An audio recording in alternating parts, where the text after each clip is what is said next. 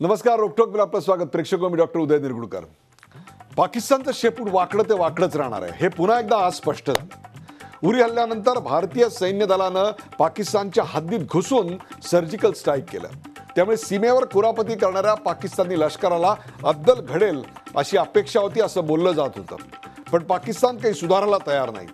Surgical strike नंतरही पाकिस्ताननं भारतीय सैन्यावर आतापर्यंत 6 मोठे हल्ले केले आणि त्यात आपण 41 जवान गमावले, ते शहीद झाले.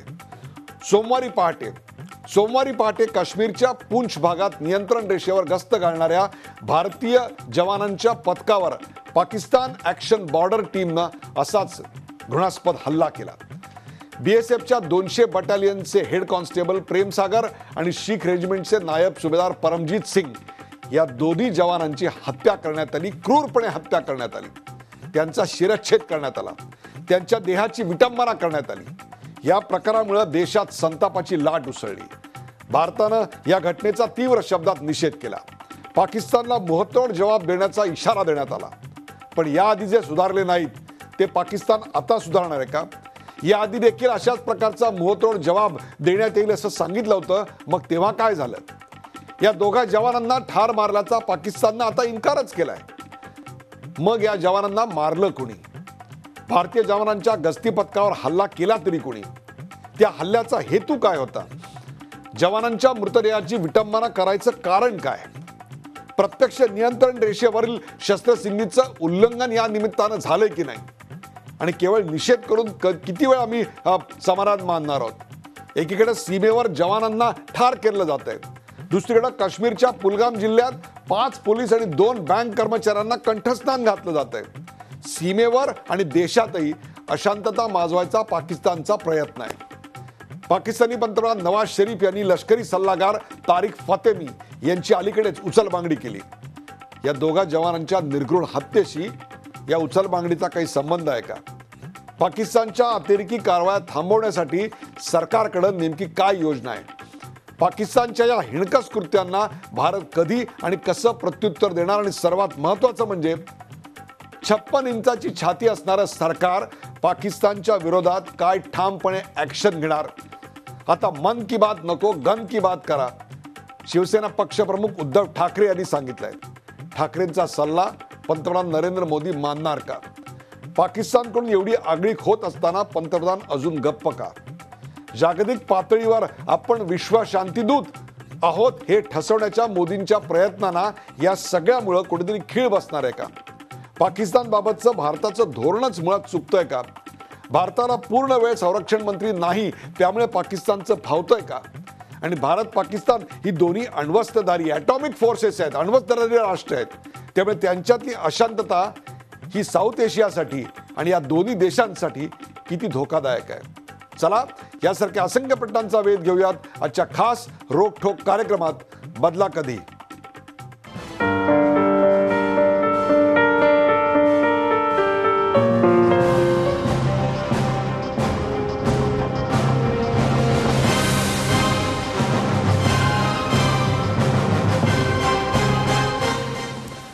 बदला कधी सुरुवातीला पाहूया या विषयावरचा एक खास रिपोर्ट.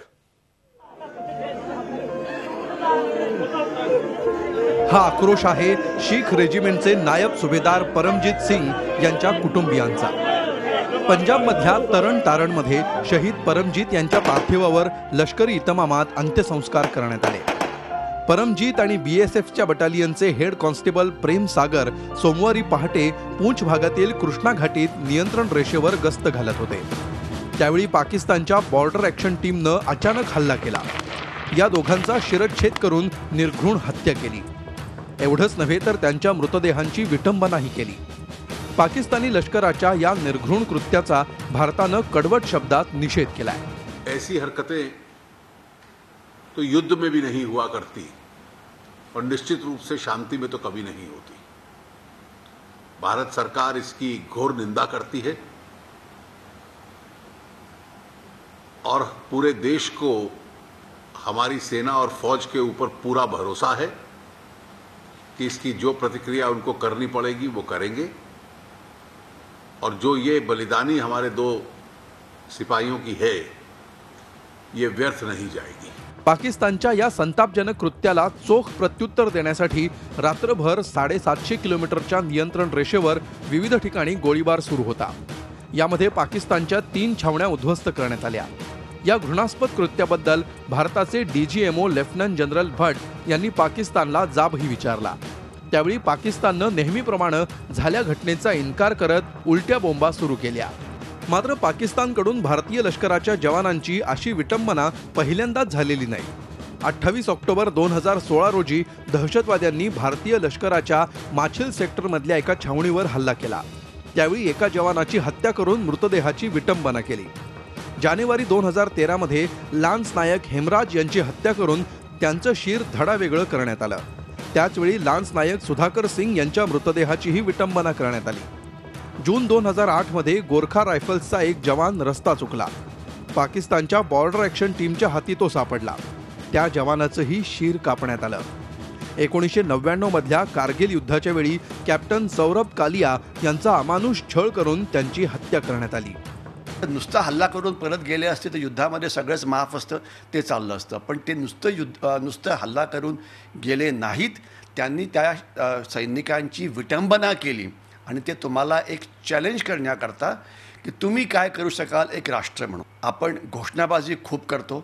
मला वाटतं आता घोषणा करणं हे थांबवायला पाहिजे आणि काहीतरी कृती करायला पाहिजे. उरी हल्ल्यानंतर भारतानं नियंत्रण रेषा ओलांडून पाकिस्तानवर सर्जिकल हल्ले केले. त्यानंतर गेल्या काही महिन्यात पाकिस्तानच्या बाजूनं फारशी आगळीक झाली नव्हती. पण आता पाकिस्तानी लष्करानं पुन्हा एकदा मर्यादा भंग केलाय.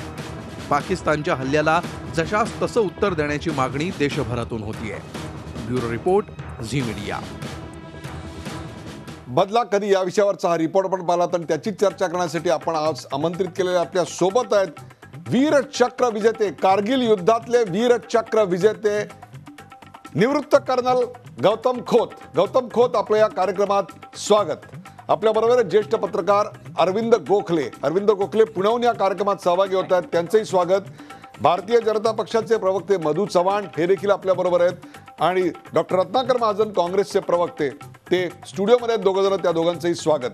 सुरुवात गौतम खोत यांच्यापासून करूया. गौतम खोत यांना कारगिलच्या युद्धामधल्या त्यांच्या नेत्रदीपक कामगिरीबद्दल, पराक्रमाबद्दल वीरचक्र प्रदान करण्यात आलं होतं. असे एक धाडसी सेना दलाचे अधिकारी आपल्या सोबत आहेत, निवृत्त कर्नल गौतम खोत. गौतम खोत हे नेमकं कुणी केलं? पाकिस्ताननी केलं, पाकिस्तानच्या आर्मीनी केलं, का पाकिस्ताननी पुरस्कृत केलेल्या दहशतवाद्यांनी हे कृत्य केलं? आपला काय अंदाज आहे गौतम खोत?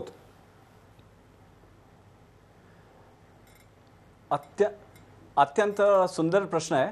याचं एकच उत्तर आहे आणि त्या उत्तराबद्दल काहीही डाऊट नाही आहे. ते उत्तर आहे ते पाकिस्ताननी केलं. ते पाकिस्तानच्या आर्मीनी केलं का दहशतवादाने केलं का तिकडनं कोणी येऊन फिल्म स्टारनी केलं? केलं ते पाकिस्ताननी केलं. त्याचं उत्तर आपल्याला पाकिस्तानला द्यायला पाहिजे. ते आपण त्यांच्या आर्मीला अटॅक करून केलं किंवा त्यांच्यावर इकॉनॉमिक काही सँक्शन्स करून केलं किंवा काही पाकिस्तान अशा कंप्लीट पुऱ्या देशावरती आपण हा अटॅक त्यांच्याकडनं आलेला आहे आपल्यावरती. बरोबर आहे. म्हणजेच याचा अर्थ गौतम खोत, अशा प्रकारचे हल्ले कारगिल युद्धामधले आपण एक वीरचक्र विजेते आहात, आपण असे अनेक हल्ले परतवले असतील. हा जो 2 आमच्या वीर जवानांवर हल्ला झाला, त्यांचं शिर कापण्यात आलं, हे सगळं अत्यंत सुनियोजित होतं का? हे चकमकीच्या दरम्यान घडलेली घटना तर काही वाटत नाहीये.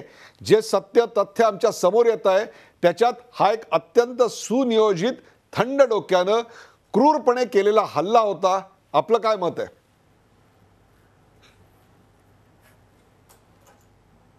एकदम प्री प्लॅन्ड सगळं हे प्लॅनिंग करून आणि त्यांना म्युटिलेट करण्याचा प्लॅन करून आलेले आहेत आली होती ही लोक. आणि यावेळेला सक्सेसफुल झाली. अशा बऱ्याच वेळेला येतात, बऱ्याच वेळेला आपण त्यांना धरून परत पाठवतो किंवा त्यांना मारतो आपण. पण आपण मारलं तरी त्यांचं डोकं कापून त्याच्याबरोबर फुटबॉल खेळत नाही किंवा बॉडीला असं म्युटिलेट करत नाही. काय कारण असावं गौतम खोत? त्यांच्या धडापासून शिर वेगळं करण्यात आलं आणि ते शिर वेगळं करण्यात आलं, नुसतं धड आमच्या हद्दीत पुन्हा टाकण्यात आलं. काय कारण असावं? का हे पाकिस्तान यापूर्वी देखील करत होतं? आपल्या करिअरमध्ये अशा घृणास्पद कृत्यांना आपल्या बटालियनमध्ये, आपल्या ट्रूपमध्ये कधी आपल्याला सामोरं जावं लागलं होतं?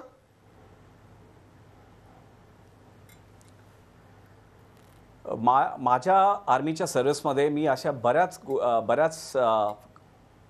स्टोरीज ऐकल्यात ज्याच्यामध्ये पाकिस्तानींनी फार क्रूरपणे आपल्या सैनिकांबरोबर वागलंय. आपण 2 गोष्टी या तुम्ही पहिला बोलल्या, त्यापैकी 2 मेजर गोष्टी विसरलात. एक तर स्क्वॉड लीडर अहुजा हे 1999 मध्ये जेव्हा पाकिस्तानमध्ये इजेक्ट झाले होते आणि इजेक्टेड पायलटला पकडले जातात. इतक्या वर्ल्ड वॉर 1 वर्ल्ड वॉर 2 मध्ये इतके इजेक्शन झालेत, इतके गल्फ वॉरमध्ये झालेत, पकडलाय. पण जे पाकिस्ताननी केलं, धरून त्यांना मारलं आणि आपल्याकडे जी बॉडी पाठवली त्यांची, ते फार वाईट झालं. आणि दुसरं, आपण आणखीन एक सर्वात ताजा गोष्ट आहे म्हणजे कुलभूषण जाधवची. त्यांचं काय झालं, पुढे काय चाललं आपल्याला काय माहिती. त्यांना केवढं टॉर्चर केलं असेल आपल्याला कल्पना देखील करता येत नाही. काय काय कारण असेल की त्यांची बॉडी ही, त्यांचं जे शरीर आहे ते अशा प्रकारे विटंबना करून आमच्याकडे परत पाठवायचं?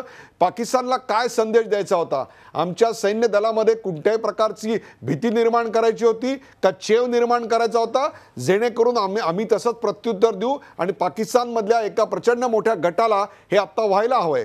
काय हेतू होता असं वाटतं गौतम खोत?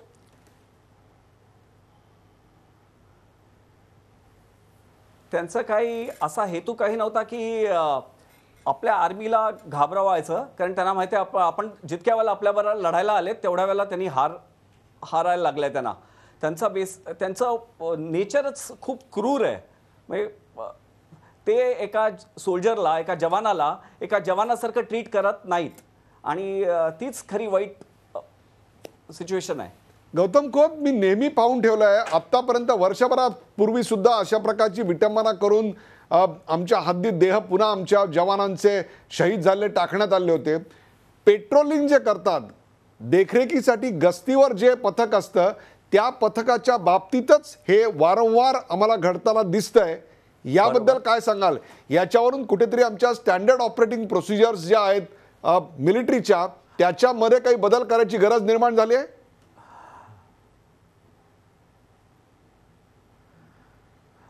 हे मला वाटतं थोडंसं चुकीचं आहे तुमचं. फक्त पेट्रोलिंगवर नाही होत हे. जे बॉर्डर ॲक्शन टीम्स असतात ते आपल्या पोस्टवर येऊन पण अटॅक करतात आणि SOP सगळ्या युनिटच्या सगळ्या बरोबर असतात. पण 24 तास 12 महिने तेच काम करून, पेट्रोलिंग करून काही क्षण तुम्ही थोडे वीक होता आणि त्याचा फायदा घेतात ते. तर SOP असं चेंज करण्याची काही गरज मला वाटत नाही आहे. आपल्यासोबत डॉक्टर रत्नाकर महाजन. डॉक्टर रत्नाकर महाजन, हे टायटल बदलत आहेत परंतु माणसांची नावं बदलत आहेत, जवानांची, शहीद होणाऱ्यांची गावं बदलत आहेत, पण शहीद होण्याची पद्धती आणि त्याहीपेक्षा सुद्धा त्यांच्या देहाची विटंबना हे आता अत्यंत कॉमन उदाहरण झालेलं आहे. काय चुकतंय आमचं? आपण जो पहिला प्रश्न विचारलात कर्नल खोतला, तो प्रश्न खरं फार महत्त्वाचा आहे. तो असा आहे की हे नक्की कोणी केलं?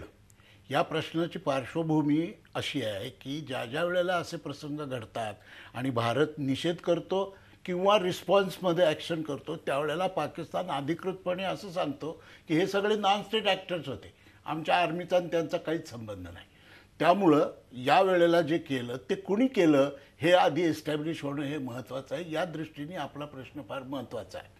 दुसरं असं की भारत आणि पाकिस्तान हे एकमेकांची सीमा एकमेकांना लागून असलेले देश, 65 आणि 71 या दोन्ही लढायांमध्ये पराभूत झालेला पाकिस्तान हा देश, ज्याचं लष्कर 6 लाख आहे आणि भारताचं लष्कर 13-14 लाख आहे. त्यामुळं 6 लाख लष्कर असणारा देश 14 लाख लष्कर असणाऱ्या देशांवरून कधीही जिंकू शकणार नाही हे पाकिस्तानला माहीत आहे. आणि या इन्फिरियरिटी कॉम्प्लेक्समधून त्यांच्यामध्ये एक ॲरोगन्स निर्माण झालेला आहे आणि त्या ॲरोगन्समधून या सगळ्या गोष्टी घडतात. मुद्दा असा आहे की अशा प्रश्नावर ज्या वेळेला 2 शेजारी देशांची सैन्य सीमेवर एकमेकांच्या, ज्याला आयबॉल टू आयबॉल कन्फ्रंटेशन म्हणतात, अशा स्थितीत उभे राहतात, त्यावेळेला असे प्रसंग वारंवार होण्याचा धोका असतो. प्रश्न आगळीक कोणी केली यापेक्षा सुद्धा त्या आगळीकीला उत्तर कसं दिलं हे अशा वेळेला समरप्रसंगात महत्त्वाचं ठरतं. आपण जर बघितलं असेल तर कुलदीप जाधवचा विषय आता त्यांनी काढला. त्या एका प्रकरणामध्ये गेल्या वर्षभरात एकूण 15 लव्ह लेटर आपण पाकिस्तानला पाठवली. त्यापैकी एकाही लेटरचा काही रिस्पॉन्स आलेला नाही. यावरनं पाकिस्तानची मनस्थिती काय आहे, पाकिस्तानचे स्ट्रॅटेजिक प्लॅन काय आहे हे आपल्या सगळं लक्षात येतं. हे लक्षात घेता आपण देशभक्तीयुक्त वीरश्री संचार करणारं राणा भीमदेवी थाटाची स्फूर्तिदायक भाषणं करण्याच्या ऐवजी भारत आणि पाकिस्तान हे समान हक्क प्राप्त असलेले युनोचे सदस्य देश आहेत आणि आंतरराष्ट्रीय व्यवहारात त्या दोघांचा सारखा सहभाग आहे हे लक्षात घेता व्यापारी, आर्थिक आणि सामरिक दृष्टीनं त्यांच्याबद्दल एक लॉंग टर्म प्लॅन आखला पाहिजे आणि तो प्लॅन फेज मॅनरनं अंमलात आणला पाहिजे. तरच ह्याच्यावर तोडगा निघू शकेल. दरवेळेला राणा भीमदेवी थाटाची वीरश्रीयुक्त देशभक्तिभारित भाषणं करून आणि देशांतर्गत एक उन्माद निर्माण करून पाकिस्तानच्या या उन्मत्तपणाला आपण धरबंद घालू शकू अशी परिस्थिती आता राहिलेली नाही. मधु चव्हाण, राणा भीमदेवी वीरश्रीयुक्त भाषा ही कोणासाठी होती हे आपल्याला कळलंच असेल. 56 इंचची छाती आणि या पद्धतीनं आम्ही उत्तर देऊ शकत नाही असं अनेक TV चॅनलवरनं निवडणुकीच्या आधी सांगितलं गेलं होतं की आम्ही सत्तेवर आल्यानंतर अशी आगळीक झाली तर त्याला दसपट ताकदीनं आम्ही उत्तर देऊ. नेमकं आत्ता काय घडतंय? सर्जिकल स्ट्राईक झाल्यानंतर 6 हल्ले झाले. त्या 6 हल्ल्यामध्ये आम्ही आमचे 41 जवान गमावले. सर्जिकल स्ट्राईक जर कारीगर झाला असेल तर पाकिस्तानला दहशत बसायला पाहिजे होती. तिथल्या लष्कराच्या मनात तुमच्याबद्दल धडकी भरायला पाहिजे होती. परंतु घडतंय उलटच. उलट असं घडतंय की आमचे जवान शहीद होत आहेत. नेमकं काय चुकतंय? मला असं वाटतं 56 इंच छाती वगैरे हा टिंगलीचा विषय फार झाला होता आणि राणा भीमदेवी थाटाची भाषणं त्या ठिकाणी करणं हा हे कुठल्याही वक्तव्याला भारतातली जनतेने काय किंमत दिलेली आहे ती या सगळ्या निवडणुकात लक्षात आलेली आहे. हा आता एकमेकांवर कुरघोडी करण्याचा विषय नाही आहे. म्हणजे त्याच्या विषयाचं मग 60 वर्षाच्या पूर्वीच्या खोलात जावं लागेल. आज जो या ठिकाणी पाकिस्तानची सगळी जी मुजोरी चालली आहे, काश्मीरचा प्रश्न निर्माण झाला आहे, तो काँग्रेसचं पाप आहे. पंडित जवाहरलाल नेहरूंचं पाप आहे, काँग्रेस पक्षाचं पाप आहे. आता तुम्हाला मी रोखलेलं नाही साहेब, तुम्हाला एका शब्दाने रोखलेलं नाही. प्लीज तुम्ही, कारण तुम्ही नेहमी मला बोलता म्हणून मी शांत आहे. प्लीज तुम्ही नंतर तुम्ही बोला ना, काही वाटेल ते बोला. मी रोखलं तर मला सांगा की तुम्ही कशाला मध्ये बोलताय. मुद्दा तो आहे. मुद्दा असा आहे की आता एकही ठिकाणी आपण असं म्हणतोय की पाकिस्तानचा मूळ स्वभाव आहे औरंगजेबी स्वभाव. त्यांच्या एकूण ज्याला आपण म्हणू काय शब्द मांडतायत, त्यांची जी प्रवृत्ती आहे ती खुंची क्रूरतेचीच आहे. चंगेज खानची प्रवृत्ती आहे आणि म्हणून त्या ठिकाणी हे वारंवार घडत आलेलं आहे. घे सुरी आणि मार उरी असं त्या ठिकाणी होत नाही. 1971 साली प्रचंड युद्ध आपण जिंकलं आणि युद्ध जिंकल्यानंतर सगळ्या भारताचा दबाव होता की जनरल नियाजीच्या नेतृत्वाखाली 90,000 सैनिक जे त्या ठिकाणी आपल्याला शरण आले आहेत, त्यावेळेला स्वर्गीय श्रीमती इंदिरा गांधींना असं त्या ठिकाणी दबाव होता. आम्ही केला होता, सगळ्यांनी केला होता या देशातल्या, केवळ जनसंघाने केला नव्हता. की आपला जो आता 1/3 पाकव्याप्त काश्मीर आहे त्या ठिकाणी उपासने मी असू शकतो, फार बोलू शकतो मी, पण मी नाही बोलत आहे.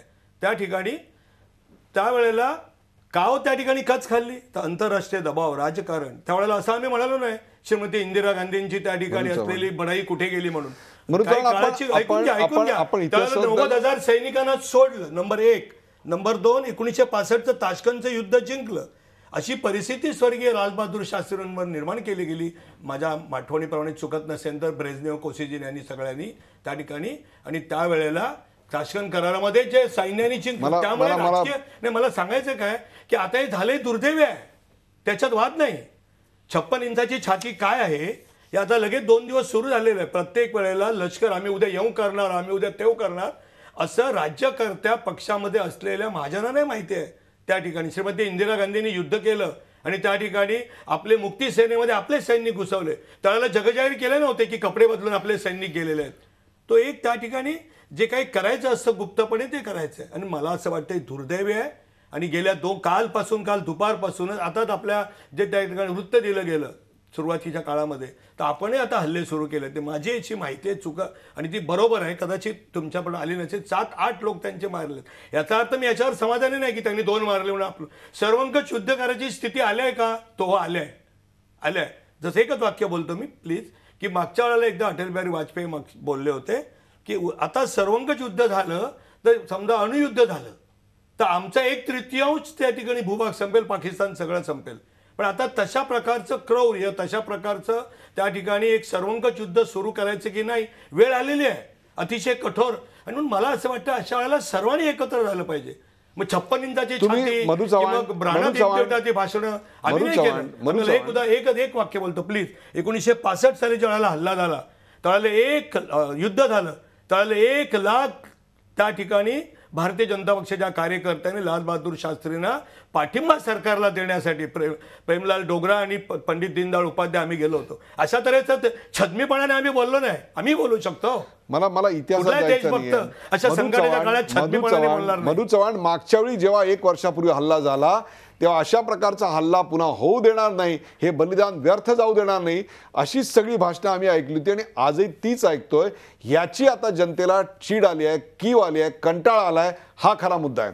तुमच्याकडे येण्या अगोदर एक छोटासा प्रश्न घेऊन जातोय अरविंद गोखले यांच्याकडे. अरविंद गोखले, या हल्ल्यातून आणि या अमानुष कत्तलीतून पाकिस्तानी आर्मीला काय संदेश द्यायचा होता असं वाटतंय आपल्याला?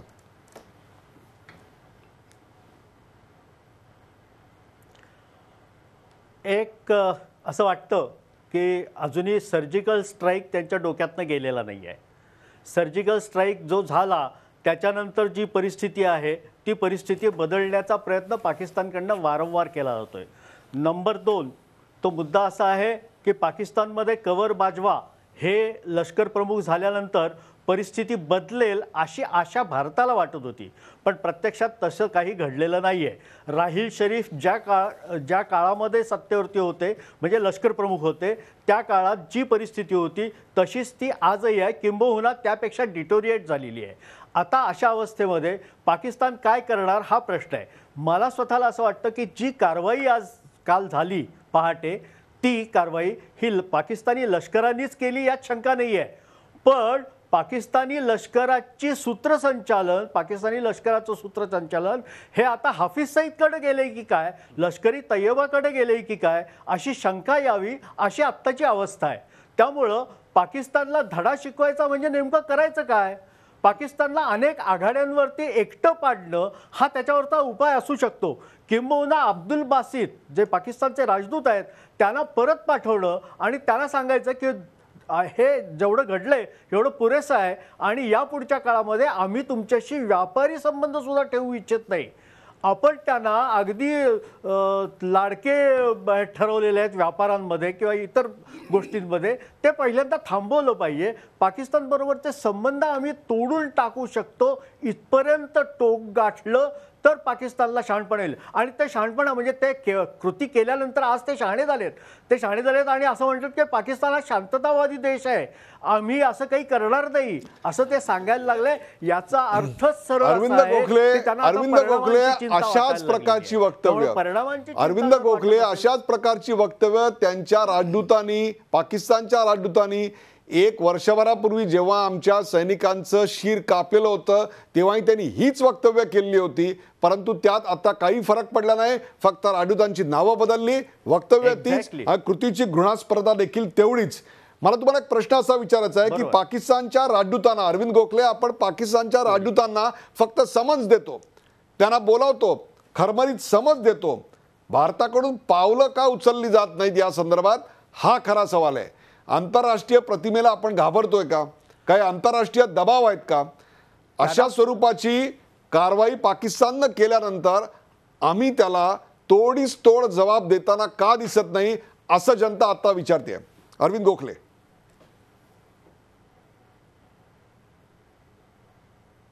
हे खरंच आहे की अब्दुल बासित यांनी वर्षभरापूर्वी जे विधान केलं होतं तशाच पद्धतीचं विधान ते आजही करतायत. आणि पाकिस्तानच्या बाबतीमध्ये जास्तीत जास्त म्हणजे आक्रमकता म्हणण्यापेक्षा त्याच्यामध्ये दुष्टपणा कसा असू शकतो ते अब्दुल बासित हे त्याचं प्रत्यक्ष चित्र आहे. आणि अशा वेळेला अब्दुल बासित यांना तुम्ही परत जा असं सांगणं याच्यात काही गैर नाही आहे, हे आपण करू शकतो. आपण त्यांना सांगायला हवं की आता इथनं तुम्ही गाशा गुंडाळा आणि तुम्ही परत जा. आणि हे जोपर्यंत आपण करत नाही, हे जोपर्यंत आपण दाखवून देत नाही, तोपर्यंत अब्दुल बासित हे दहशतवाद्यांशी बोलत राहणार, दहशतवाद्यांच्या बाजूनं बोलत राहणार, त्या दगडफेकीच्या बाजूनं बोलत राहणार. आणि जी कारवाई झालेली आहे काल पहाटे जी झाली त्या बाबतीत देखील ते त्याच पद्धतीनं बोलत राहणार आहेत, हे नक्की आहे. त्यामुळं अशा तऱ्हेची कारवाई करणं हे आपल्या दृष्टीनं आवश्यक आहे आणि ते पाऊल आपण कधी उचलतोय ते पाहायला पाहिजे. म्हणजेच नेमकं आपण प्रत्युत्तर काय देणार, कधी देणार आणि कोणत्या भाषेत देणार, आमची बोटचेपी भूमिका आणि मवाळ धोरण पाकिस्तान फायदा उठवायला अधिकाधिक आक्रमक होत जाणार आहे का, आणि त्याहीपेक्षा सुद्धा इतर प्रत्येक प्रश्नावर बोलणारे आमचे पंतप्रधान या प्रकरणी मौन का बरं बाळगतायत. दोन्ही राष्ट्र ही अण्वस्त्रधारी आहेत, याचा कुठे भान आलंय आणि त्याच्यामुळे काही शांतता संधी होते का, या संदर्भात काही चर्चा चालू आहेत का, या सगळ्या प्रश्नांचा उहापोह घेऊया. का ब्रेक नंतर कुठे जाऊ नका, पाहत राहा झी 24 तास. आपण पाहताय बदला कधी.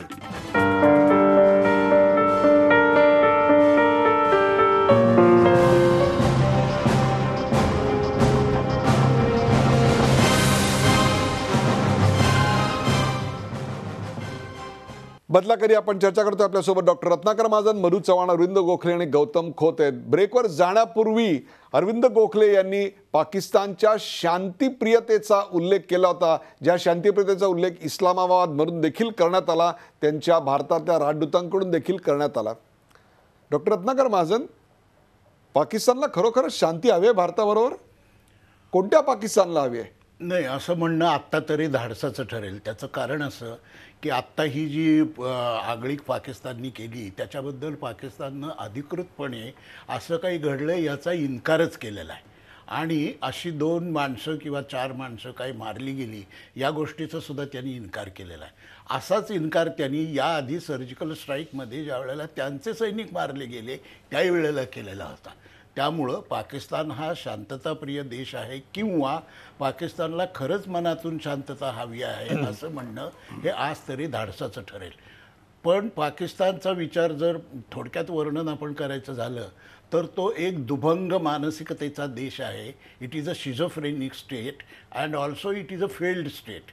म्हणजे असं की पाकिस्तानची जी एस्टॅब्लिशमेंट आहे, पॉलिटिकल, मिलिटरी आणि बाकीची सगळी जी एस्टॅब्लिशमेंट आहे ती भारताबरोबर कन्फ्रंटेशन इतकं पुढं नेलं पाहिजे की भारताला धडाच शिकवला पाहिजे अशा मानसिकतेची आहे. पण पाकिस्तानमधले सर्वसामान्य लोक जे आहेत ते मात्र भारत आणि पाकिस्तान ही एकाच भूभागाची 2 शकलं झालेली असल्यामुळं शेवटी ते एकच आहेत आणि त्यांच्यात ऐक्य राहिलं पाहिजे, समजूतदारपणा राहिला पाहिजे, समंजसपणा राहिला पाहिजे अशा याची आहेत. आणि ही 2 मानसिकतेची टोकं एकत्र येत नाही आहेत. त्यातून पाकिस्तान स्टेट नावाच्या एका एंटिटीचा हा सगळा वर्तनाचा अपघात निर्माण होतो. सवाल असा आहे की ज्यांच्या सामर्थ्याची आम्हाला कुठली भीती वाटत नाही असं सामर्थ्य उपयोगाचं काय, हा सवाल आहे. ज्या देशाला स्वतंत्र कार्यभार असणारा पूर्ण वेळ संरक्षण मंत्री देता येत नाही त्याची भीती का वाटावी, काय सांगाल? नाही, वाटणारच नाही. पण दुसरं असं आहे की प्रधान सेवक असोत किंवा अर्धवेळ संरक्षण मंत्री असोत, त्यांनी या घटनेचं वर्णन करताना किंवा याच्यावर प्रतिक्रिया देताना काय म्हटलं की त्यांचं हौतात्म्य वृथा जाणार नाही, व्यर्थ जाणार नाही. अरे ते हुतात्म्य तर झालेच आहेत, मग व्यर्थ जाणार काय, कारणी लागणं काय?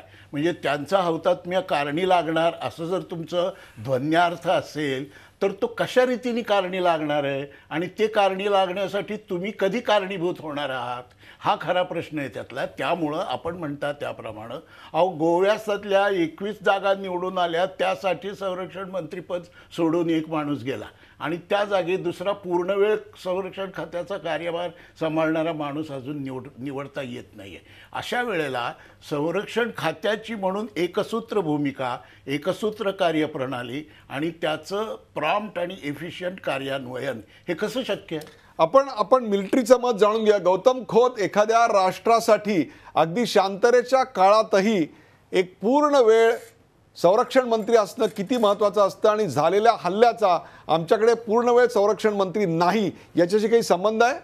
आपलं काय मत आहे?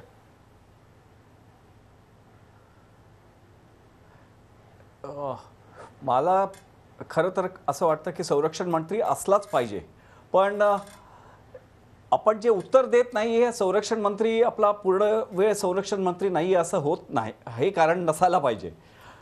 संरक्षण मंत्री असो किंवा नसो, आपली सेना, आर्मी, नेव्ही, एअरफोर्स, BSF किंवा सगळे CRPF सगळे तयारच आहेत उत्तर देण्याकरता.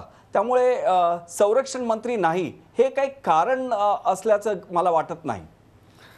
मरू चव्हाण, विरोधकांमध्ये असताना भाजपची आणि आत्ताच्या पंतप्रधानांची तेव्हाची भाषा ही अत्यंत पाकिस्तानच्या बद्दलची जहाल होती. जशास तसं उत्तर देऊ असं होती. 1 के बदले 10 अशी भाषा होती. आज या देशातली तरुणाई हाच प्रश्न विचारते आहे, त्यावेळचा तुमचा जोश आज गेला कुठे? त्यावेळी जहाल भाषा वापरणारे आता गप्प काय? मला असं वाटतं की हा प्रश्न स्वाभाविक सर्वसामान्य माणसाच्या मनात निर्माण होतो. तुमच्या माझ्या होतं, त्यात गैर काही नाही. दुर्दैवी जी घटना घडलेली आहे ती काल सकाळी घडलेली आहे. सर्जिकल स्ट्राईक असेल, आता सत्ताधारी पक्ष अनेक होते, अनेक पंतप्रधान पाहिले, अनेक 2-3 पक्षांची सरकारं पाहिली आपण त्या ठिकाणी. लगेच त्या ठिकाणी आज काही घटना घडली की उद्या लगेच त्याचं प्रत्युत्तर दिलं जाईल असं होत नाही. मला असं पूर्ण वाटते की कालपासूनच सुरुवात झालेली आहे. मी काय अधिकृत संरक्षण मंत्री नाही किंवा भारत सरकारचा अधिकृत प्रतिनिधी नाही, मी पक्षाचा प्रतिनिधी ते आहे. आणि त्यामुळे राज्यकर्ता म्हणून जे जे काय त्या ठिकाणी मी काय बोलतो आहे, मी विरोधी पक्ष नेता असताना किंवा गुजरातचे मुख्यमंत्री असताना किंवा त्याच्या नंतरसुद्धा सत्तेवर येण्यापूर्वी याची पूर्ण जाणीव माननीय पंतप्रधानांनी आणि भारतीय जनता पक्ष प्रणित NDA सरकारला आहे. त्यावेळी तुम्ही मंत्र्यांच्या आणि सरकारच्या राजीनाम्याची मागणी केली होती. आज तीच मागणी तुमच्या पक्षाच्या बाबतीत आम्ही का करू नये? हो ना, विरोधी पक्ष म्हणून त्याला लॉजिकल कारण देऊन तुम्ही मागू शकता. त्याच्यात तुम्ही मागता कशाला? अशा तऱ्हेचा संताप होणं गैर नाही, परंतु लगेच आता राहिला अर्ध्या वेळेचा महिनाभर झालेला हे अगदी योग्य मागणी की या देशाला अशा तऱ्हेचे बाजूला चीन किंवा अशा तऱ्हेचे पाकिस्तानसारखे देश नतद्रष्ट बाजूला असताना संरक्षण त्यांनी बरोबर उत्तर दिलं. संरक्षण मंत्री धोरणात्मक प्रत्यक्ष लढाई संरक्षण मंत्री जाऊन करत नाही, तरी सुद्धा महिनाभर झालेला आहे. नक्की मला पूर्ण विश्वास आहे या ठिकाणी या देशाला पूर्ण संरक्षण मंत्री काही आठवड्यात मिळेल. अरविंद गोखले, परराष्ट्र धोरणामधली आमची बौद्धिक चमक कुठेतरी कमी पडते आहे. परराष्ट्र धोरणाच्या अंमलबजावणीत आम्ही कुठेतरी कमी पडतोय. पुन्हा एकदा पाकिस्तानच्या बाबतीत आमचा धोरण लकवा दिसतोय का? वारंवार आमच्या भूमिकेत बदल घडतायत, आमचं सातत्य नाहीसं झालंय, त्याच्यामुळे या गोष्टी घडतायत.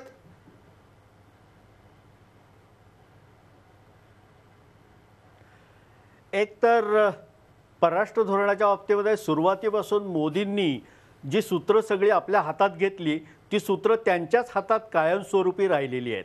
हा झाला पहिला भाग. आत्ता डॉक्टर रत्नाकर महाजन जसं म्हणाले की पाकिस्तानला ही परिस्थिती जास्तीत जास्त चिघळवण्याकडे न्यायची आहे, पाकिस्तानला ही परिस्थिती कशी चिघळेल यापर्यंत न्यायचं आहे. म्हणजे असं की अगदी टोकावरती आल्यानंतर जेव्हा युद्ध सुरू होईल तेव्हा युद्ध सुरू होतंय कधी असं वाटावं अशी परिस्थिती निर्माण करण्याकडे पाकिस्तानचा कल आहे. तो अशासाठी आहे की काश्मीर प्रश्न चिघळलेला असताना काश्मीर प्रश्नाबाबतीमध्ये अमेरिकेची मदत व्हावी, अमेरिकेने मध्यस्थी करावी. जरी अमेरिकेनं नाही म्हणून सांगितलेलं असलं तरी सुद्धा अमेरिका आपल्या मदतीला येईल ही अजूनही पाकिस्तानला आशा वाटते. आणि अशा पॉईंट ऑफ टाईमला म्हणजे अशा वेळेला पाकिस्तानला तिथपर्यंत नेऊन सैन्य उभं करायचं आहे की आता कोणत्याही क्षणी हे युद्ध सुरू होईल अशी परिस्थिती निर्माण करण्याकडे पाकिस्तानच्या नव्या लष्कर प्रमुखांचा कल दिसतो. आणि त्याच वेळेला त्यांना पाकिस्तानच्या अंतर्गत परिस्थितीवरती सुद्धा आपलंच नियंत्रण कसं आहे हेही दाखवून द्यायचं आहे. नवाज शरीफ पुढल्या वर्षी पंतप्रधान असतील किंवा नसतील अशी परिस्थिती तिथं निर्माण होऊ शकते. अशा वेळेला कंवर बाजवा हे जास्त ॲक्टिव्ह झालेले दिसतात आणि त्यातून आपलं परराष्ट्र धोरण हे कमीत कमी पातळीवरती म्हणजे ज्याला परराष्ट्र धोरण असं म्हणता येणार नाही इतक्या अवस्थेपर्यंत आपण जाऊन पोचलेलो आहोत किंवा काय अशी शंका यावी अशी आत्ताची परिस्थिती आहे. त्यामुळं मोदींनी स्वतः या प्रश्नामध्ये लक्ष घालायला पाहिजे. अंतर्गत प्रश्नापेक्षा परराष्ट्र धोरणाकडे अधिक लक्ष दिलं पाहिजे आणि अधिक आपली आक्रमकता दाखवून दिली पाहिजे. तरच काहीतरी परराष्ट्र धोरणाला दिशा आहे असं म्हणता येईल. ही दिशा संपूर्णपणे व्यर्थ आहे असं म्हणावं लागेल. डॉक्टर रत्नाकर महाजन, 2 महत्त्वाच्या घटना घडलेल्या आहेत. त्यातली एक म्हणजे जम्मू काश्मीरमध्ये सध्या प्रचंड मोठ्या प्रमाणावर अशांतता आहे. परवाच आमचे 5 पोलीस अधिकारी अंतर्गत दहशतवाद्यांकडून मारले गेले. बँक एम्प्लॉईज, बँकेचे कर्मचारी सुद्धा 2 मारले गेले. आणि त्याच वेळेला आमच्या 2 जवानांचं शीर कापून देण्यात आलं. मला तुम्ही सांगा, हे नेमकं अस्थिरता माजवण्याकरता एकीकडे पाक प्रत्यक्ष लष्करी सीमेवर काहीतरी करते आणि दुसरीकडे पाक स्पॉन्सर्ड टेररिस्ट, दहशतवादी इथं येऊन अस्थिरता माजवत आहेत. काय सांगाल? हे अगदी संशयातीत आहे, त्याच्याबद्दल संशय घेण्याची सुद्धा काही गरज नाही. भारताच्या इतिहासामध्ये स्वातंत्र्यानंतर पहिल्यांदा एकाच दिवसात एवढे 2 भयंकर प्रसंग घडलेले आहेत. पण त्यावर आपण म्हणतोय काय, तर बलिदान व्यर्थ जाणार नाही. हे पुन्हा पुन्हा सांगावं लागतं. याचं कारण असं की 2014 साली सत्ता बदलाच्यासाठी लोकांच्या समोर जाताना जी काही वक्तव्य केली गेलेली होती, त्या वक्तव्यांचा 1 तरी पुरावा सत्तेवर आल्यानंतर मिळावा एवढी माफक अपेक्षा भारतीय जनतेनं केली. तर आता आम्ही सत्तेवर आहोत ना, मग तुम्ही गप्प बसा, अशा प्रकारचं उत्तर त्यांना देता येणार नाही. दुसरं असं, आत्ता अरविंद गोखले जे म्हणाले, भारत आणि पाकिस्तान यांच्या संदर्भाचा आंतरराष्ट्रीय संदर्भ जो आहे तो सुद्धा फार जुना आहे. लॉर्ड माउंटबॅटन यांचे ADC नरेला म्हणून आहेत, त्यांनी एक पुस्तक लिहिलं आहे, द ग्रेट गेम. त्यांचं म्हणणं असं की हा जो सारा भारतीय उपखंडाचा भूप्रदेश आहे, याच्यावर आपलं प्रभुत्व राहिलं पाहिजे, असं इंग्लंड आणि अमेरिका या 2 बलाढ्य देशांनी त्या काळातच प्रयत्न केले. आणि त्याच्या भोवती जो एक ग्रेट गेम खेळला गेला, त्याचा हा सगळा परिणाम आहे. आणि त्याच्यातून फाळणी आणि बाकी पुढचा घटनाक्रम झाला, असं त्यांनी माउंटबॅटनच्या वेगवेगळ्या लोकांशी झालेल्या मिटिंगा, त्या मिटिंगांची मिनिट्स, पत्र याच्या आधारे लिहिलेलं आहे. त्यामुळं हा आंतरराष्ट्रीय संदर्भ फार जुना आहे. मुद्दा असा आहे की त्यानंतर aloud and will be solicited, म्हणजे भारत आणि पाकिस्तान यांच्यामधले संबंध आणि त्यांचे जे काही प्रश्न आहेत ते दोघांनी एकमेकांच्या आपसातच मिटवले पाहिजेत. तिसऱ्या माणसांनी हे सांगता कामा नये किंवा मदतीची आवश्यकता नाही. आत्ता टर्कीच्या पंतप्रधानांनी ज्या वेळेला ऑफर केली, त्यावेळेला तो भारतीय परराष्ट्र मंत्रालयाने, राजकीय नेतृत्वानी नव्हे तर भारतीय परराष्ट्र मंत्रालयाच्या प्रवक्त्यांनी ती ऑफर धुडकावली आणि हे भारताचं म्हणणं जे आहे ते पुन्हा रिइटरेट केलं. काय सांगाल बरू चव्हाण? गन की बात करा, आता मन की बात संपवा, असं शिवसेना तुम्हाला सांगते. नाही, मला असं वाटतं की त्यांची जी एक स्वाभाविक कुठल्याही देशभक्त व्यक्तीची प्रतिक्रिया असेल तशी ती प्रतिक्रिया आहे, त्याच्यात मला काही गैर वाटत नाही. फक्त माननीय महाजनाने आता जो एक मुद्दा सांगितला सिमला कराराचा, त्या सिमला करारामध्ये दोघांनी आंतरराष्ट्रीय सीमारेषा असं ते पालन करावं. परंतु भुत्तोनी स्वर्गीय भुत्तोनी तळाला त्याला हरकत घेतली की हे कलम जर मी मान्य केलं तर मला पाकिस्तानात पुन्हा जायला नको, आणि त्यामुळे ते गुप्त ठेवलं गेलं. आणि आज प्रत्येक वेळेला सिमला करार आम्हाला मान्य नाही पाकिस्तान जे सांगतं, ती त्यावेळेच्या झालेल्या चुकीमुळे. त्यावेळेला दबाव आणायला पाहिजे होता आपण युद्ध जिंकलो होतो की नाही, सीमारेषा आहे ते आपण, आणि त्याचा परिणाम असा झाला. हे सगळं लिखित आहे. जसं या अनेक पुस्तकांचा महाजन जे उल्लेख करतात तेव्हा मी सुद्धा अनेक पुस्तकांचा उल्लेख इथे करू शकाल. अनेक पुस्तकं आहेत, वर्गीसने लिहिलेले आहेत, कुरियन वर्गीसने वगैरे, सगळं युद्धाचं किंवा परराष्ट्र धोरणासंबंधी अभ्यास करणाऱ्यांचं आहे. त्यामुळे आता कोण काय चुकलं याच्यावर विचार करण्यापेक्षा नक्कीच आता या देशामध्ये आपण जसं म्हणता ती 56 इंच छाती असलेल्या माननीय पंतप्रधान हे या देशामधल्या जनतेचा आता जो आक्रोश आहे तो न कळण्या इतके अनभिज्ञ नाही आहेत, आणि त्याचा नक्कीच परिणाम आपल्याला. मला इथे 2 मुद्दे शेवटचे चर्चेला घेतले. त्याचा एक छोटासा प्रश्न घेऊन जाऊया गौतम खोत यांच्याकडे. गौतम खोत, 2 गोष्टींकडे मी आपलं लक्ष वेधतो. एक म्हणजे पाकिस्तानचे लष्कर प्रमुख बाजवा हे ज्या भागात गेलेले होते आत्ता त्याच भागामध्ये नेमका हा हल्ला झाला आणि आमच्या सैनिकांची विटंबना करण्यात आली. त्याचबरोबर नवाज शरीफ यांनी त्यांचे लष्कर सल्लागार तारिक फतेमी यांची हकालपट्टी केली, उचलबांगडी केली, त्याच्याबद्दलचा देखील असंतोष आहे. आपल्याला माहिती आहे नवाज शरीफ यांच्यावर महाभियोग चालू आहे, भ्रष्टाचाराचे अनेक आरोप आहेत. कदाचित उद्या ते सत्तेवर राहतील की नाही अशा स्वरूपाची देखील पाकिस्तानमध्ये आत्ता परिस्थिती आहे. त्यामुळे संपूर्ण राज्य हे निर्णायकी किंवा लष्कराच्या हातात जाऊ शकतं अशी देखील भीती आहे. या दोन्ही घटनांचा या विटंबनेशी काही संबंध आहे असं वाटतं आपल्याला? गौतम खोत.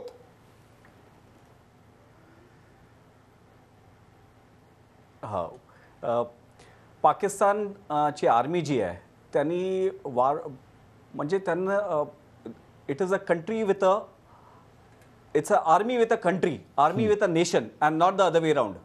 म्हणजे पाकिस्तान आर्मीकडे एक देश आहे आणि पाकिस्तान आर्मीनी कधी किंवा आर्मी चीफनी कू केला हे काय नवीन नाही आहे. पाकिस्तानच्या इतिहासात अनेक वेळा पाकिस्तानचा आर्मीचा चीफ हा त्यांचा प्रेसिडेंट झालेला आहे. हे कितीतरी आपल्याकडे हे आहेत, उदाहरणं आहेत. आणि तुम्ही जो प्रश्न पहिला विचारलात की पाकिस्तानचा जो चीफ होता तो त्या एरियामध्ये गेला त्यामुळे ही घटना झाली आहे का, तर त्याच्यात काही संदेह नाही आहे. कारण तिकडचा जो कमांडर असेल त्याला दाखवायचं असेल की मी किती चांगला आहे आणि याच्याकरता त्या कमांडरनी ही ॲक्शन प्लॅन केली असेल. सगळे कमांडर्स सगळीकडे आपले प्लॅन्स असतात आणि ती प्लॅन एक्झिक्यूट करायला त्या कमांडरनी जेव्हा ही एक चांगली ऑपॉर्च्युनिटी त्याला वाटली की चीफ येणार आहे, त्याला काहीतरी करून दाखवावं म्हणून त्यांनी हे केलं, ही ॲक्शन केली. आणि सगळ्यांना माहिती आहे की अजून 6 महिने, उद्या किंवा परवा किंवा 6 महिन्यांनी किंवा 1 वर्षांनी तो पाकिस्तानचा जो चीफ आहे, बाजवा असो किंवा कोणी असो, तो प्रेसिडेंट पण होऊ शकतो. तर त्यामुळे हे सगळे आर्मीचे त्यांचे कमांडर्स आहेत, ते आपल्या चीफला खुश ठेवायचा प्रयत्न करत असणार अशी माझी. अरविंद गोखले, एक शेवटचा प्रश्न आहे. भारत उत्तर का देत नाही असा प्रश्न आता सध्या विचारला जातोय. तरुणाईसमोर एकच सवाल आहे की 56 इंच की छाती म्हणणारे आमचे पंतप्रधान सध्या गप्प का आहेत? ते नेहमीप्रमाणे या विषयावर बोलत का नाही आहेत, रिॲक्ट का होत नाही आहेत? मोदींना आंतरराष्ट्रीय पातळीवर शांततेचा दूत व्हायचं आहे म्हणून ते रिॲक्ट होत नाहीत अशी टीका त्यांच्यावर होती आहे. काय केलं म्हणजे जनतेच्या मनात विश्वास निर्माण होईल की हे सरकार आणि आत्ताचं सरकार अत्यंत सक्षमपणे याचा मुकाबला करत आहे? अरविंद गोखले.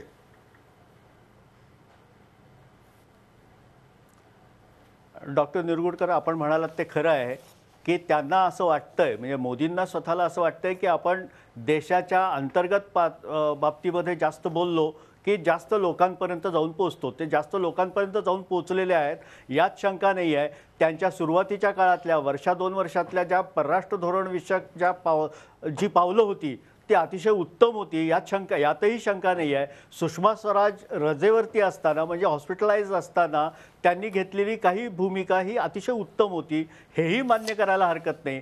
पण आताच्या परिस्थितीमध्ये ते जास्त परराष्ट्रांपेक्षा जास्त ते अंतर्गत, म्हणजे तलाकच्या परिस्थितीवरती बोलतील किंवा गोहत्याबंदीवरती बोलतील किंवा अन्य कोणत्याही गोष्टीवरती बोलतील, पण परराष्ट्र राजकारणावरती कमी बोलतील असं घडता कामा नये. आणि त्यांनी या विशेषतः कालच्या हल्ल्यावरती अधिक आक्रमकपणानं बोलण्याची आवश्यकता आहे. बलुचिस्तानवरती ते 15 ऑगस्टला गेल्या वर्षी बोलले, त्याच्यानंतर पुढं काही झालेलं नाही आहे. पण हे प्रत्यक्षात दिसलं पाहिजे. हे जोपर्यंत दिसत नाही तोपर्यंत मन की बात का गन की बात याला काही अर्थ राहणार नाही. मन की बात ही म्हणजे ध्येयशून्यतेकडे जाऊ नये यासाठी गन की बातही व्हायला पाहिजे, पण ती कधी होणार हा खरा प्रश्न आहे. प्रेक्षको, बदला कधी या विषयावरची गंभीर चर्चा आपण पाहिलीत. दोघा भारतीय जवानांची हत्या पाकिस्तानी लष्करानंच केलेली आहे आणि हा हल्ला अत्यंत पूर्वनियोजित, सुनियोजित आहे. पाकिस्तानी लष्कर भारतीय जवानांसोबत नेहमीच क्रूरपणे वागतं असं निवृत्त कर्नल गौतम खोत यांनी यावेळी सांगितलं. 6 लाख सैन्य असणारा पाकिस्तान आणि 14 लाख सैन्य असणारा भारत, युद्धात कधीही भारत हरणार नाही. या न्यूनगंडामुळेच पाकिस्तानकडून अशा प्रकारची आगळीक होत असते. पण या आगळीकीला भारत कसं उत्तर देतो, प्रत्युत्तर देतो, हे जास्त महत्त्वाचं आहे. राणा भीमदेवी थाटात 56 इंचाची छाती फुगवून विरक्षी युक्त अशी भाषणं करण्याऐवजी पाकिस्तानला जागतिक स्तरावर, व्यापारी आर्थिक स्तरावर, सामरिक आघाडीवर आपण एकटं पाडलं पाहिजे असा टोला रत्नाकर महाजन, काँग्रेसचे प्रवक्ते, यांनी लगावला. 56 इंचाची छाती, राणा भीमदेवी घोषणा अशा भाषेत टिंगल करून बोलायची वेळ नाही, एकमेकांवर कुरघोडी करायचा हा विषय नाही असं सांगत आज जो काही प्रश्न काश्मीरचा निर्माण झाला आहे ते काँग्रेसचं आणि पंडित नेहरूंचं पाप आहे याची आठवण भारतीय जनता पक्षाचे प्रवक्ते मधू चव्हाण यांनी करून दिली. पाकिस्तानला धडा शिकवायचा असेल तर अनेक आघाड्यांवर पाकिस्तानला एकटं पाडावायला हवं. पाकिस्तानी उच्चायुक्त अब्दुल बासिद यांना तात्काळ परत पाठवायला हवं. पाकिस्तानशी असलेले सर्वच प्रकारचे संबंध, मग ते व्यापारी सुद्धा असतील, राजनैतिक असतील, ते तोडून टाकायला हवेत. इतक्या टोकाची भूमिका आपण घ्यायलाच पाहिजे असा उपाय ज्येष्ठ पत्रकार अरविंद गोखले यांनी सुचवला. प्रेक्षकों, हिंदी में कहावत है, लाथों के भूत बातों से नहीं मानते. पाकिस्तानच्या बाबतीत हे 100% लागू आहे. दहशतवादामुळे गेल्या 11 वर्षाच्या काळात भारताचं सोडा पण पाकिस्तानचं तब्बल 6.5 लाख कोटींचं नुकसान झालंय. याच पैशाचा त्या देशाने योग्य वापर केला असता तर पुढच्या 5-50 नव्हे जवळपास 125 वर्षांचं शिक्षणाचं बजेट त्यांचं भागलं असतं. पण पाकिस्तानला हे शहाणपण कधीच कळणार नाही, कारण तो एक देश आहे का याविषयी शंका आहे. पाकिस्तानची आर्थिक नाकेबंदी करून युनोच्या आघाडीवर राजकीय कोंडी करायला हवी. त्यासाठी आंतरराष्ट्रीय दबाव आता वाढवणं गरजेचं आहे. पण हे करत असतानाच सीमेवर आमचे शूर जवान हाकनाक बळी पडणार नाहीत याची देखील काळजी घ्यायला हवी. पाकिस्तानला ज्या भाषेत कळतं त्याच भाषेत तोडीस तोड प्रत्युत्तर द्यायला पाहिजे. केवळ शांततापूर्ण चर्चेनं भागणार नाही तर त्यांना समजेल अशा भाषेतच त्यांची नांगी ठेचली पाहिजे. होय, बदला घेतला गेलाच पाहिजे. पाकिस्ताननं केलेल्या हल्ल्याचा निषेध करताना या हल्ल्यात शहीद झालेल्या जवानांना श्रद्धांजली वाहून या कार्यक्रमाचा समारोप करूया. धन्यवाद.